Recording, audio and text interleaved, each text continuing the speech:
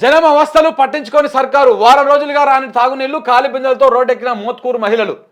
చూడండి, నీళ్లు లేక రోడ్ల మీదకి వచ్చారు బిందెలు పట్టుకొని. ఇందిరమ్మ రాజ్యము, కాంగ్రెస్ పాలన, కాంగ్రెస్ కావాలి, మార్పు కావాలి, కాంగ్రెస్ రావాలి, ఇదే కదా. ఈ మార్పు వచ్చిందో కాంగ్రెస్ వచ్చిందో ఏమొచ్చిందో తెలియదు, కానీ పిల్లలు వీళ్ళు మాత్రం బిందెలు వేసుకొని రోడ్ల మీదకి వచ్చారు. వీళ్ళకు కనీసం నీళ్ళు ఇవ్వలేనటువంటి చేతగానే దద్దమ్మ సర్కారు రేవంత్ రెడ్డి సర్కారు. చేత కాకపోతే ఊకో.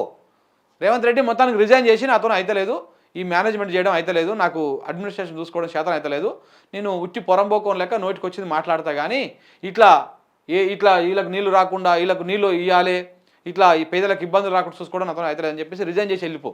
ఆ బట్టి విక్రమార్కనో ఆ శ్రీధర్ బాబో ఎవరో ఒకరు కూర్చొని దాన్ని గాడిన పెడతారు. ఇక ఇప్పటిదాకా మొన్న ఏమైందంటే కేసీఆర్ను గద దింపాలి అన్నటువంటి ఒక కృతనిశ్చయంతో కాంగ్రెస్ వాళ్ళు అందరూ ఒక తాటి మీద ఉన్నారు.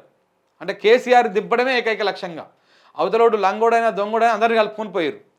ఇప్పుడు అది అయిపోయినాక అధికారంలోకి వచ్చారు, అధికారంలో కూర్చున్నాక పార్లమెంట్ ఎన్నికలు ఒక్కటి మనం బయటపడ్డామంటే తర్వాత మనదే రాజ్యం అని చెప్పేసి అందరికి ఉన్నది. కాబట్టి పార్లమెంట్ ఎన్నికల దాకా జర ఎక్కడ లుకలుకలు బయట పడలే పెద్దగా. ఇక ఇప్పుడు సినిమా ఉంటుంది చూడు కాంగ్రెస్ పార్టీలో, రోజొక సినిమా ఉంటుంది. ఇప్పుడు మామూలుగా ఉండదు, ఎవడికి దోషింది వాడు మాట్లాడుతూ ఉంటాడు, ఎవరికి నచ్చింది వాడు చేస్తూ ఉంటాడు. సో కాబట్టి కాంగ్రెస్ పార్టీలో అద్భుతాలు జరుగుతూ ఉంటాయి ఇప్పుడు.